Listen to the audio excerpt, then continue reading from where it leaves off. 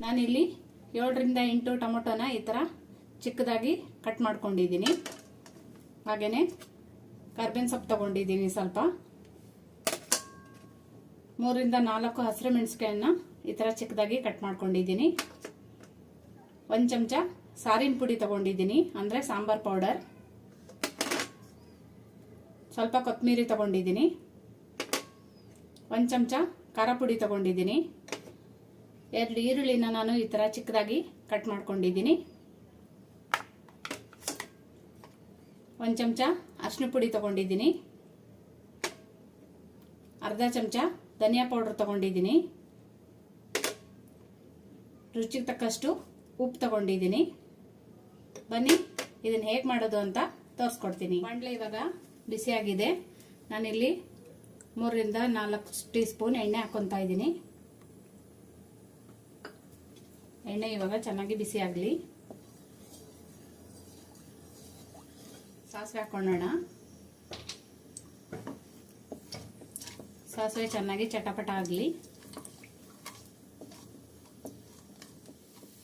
1/4 ಚಮಚ ಜೀರಿಗೆ ಹಾಕೊತಾ ಇದ್ದೀನಿ.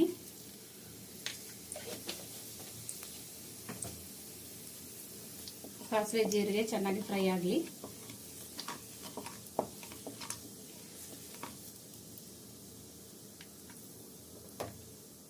ಸಾಸಿವೆ ಇವಾಗ ಚೆನ್ನಾಗಿ ಚಟಪಟ ಆಗಿದೆ.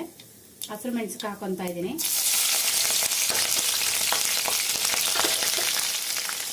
ಹಸಿರು ಮೆಣಸಿನಕಾಯಿ ಸ್ವಲ್ಪ ಫ್ರೈ ಆಗಿದೆ. ಇವಾಗ ಈರುಳ್ಳಿ ಸೇರಿಸ್ಕೊಳ್ಳೋಣ.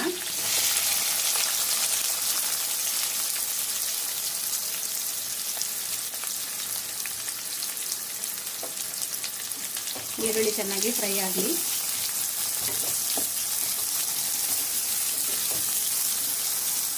ಈರುಳ್ಳಿ ಇವಾಗ ಸ್ವಲ್ಪ ಫ್ರೈ ಆಗಿದೆ. ಇನ್ನೊಂದು 2 ನಿಮಿಷ ಫ್ರೈ ಮಾಡ್ಕೊಳ್ಳೋಣ. ಈರುಳ್ಳಿ ಇವಾಗ ಫ್ರೈ ಆಯಿತು. ಇಷ್ಟು ಫ್ರೈ ಆದರೆ ಸಾಕು. ಇವಾಗ ಟೊಮೊಟೊ ಸೇರಿಸ್ಕೊತಾ ಇದ್ದೀನಿ.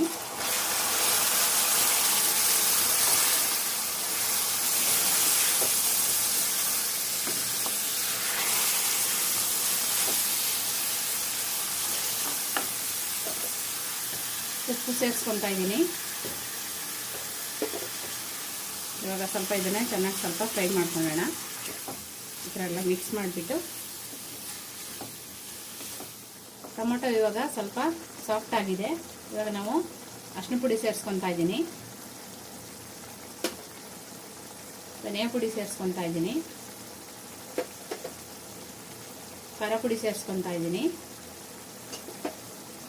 ಇವಾಗ ಇದನ್ನು ಚೆನ್ನಾಗಿ ಮಿಕ್ಸ್ ಮಾಡ್ಕೊಳ್ಳೋಣ.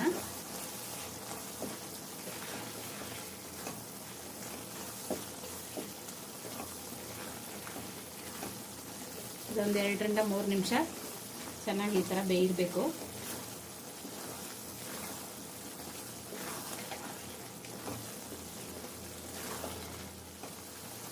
ಕರ್ಬೇವಿನ ಸೊಪ್ಪು ಹಾಕೋದು ನಾನು ಮರ್ತೋಗಿದ್ದೆ.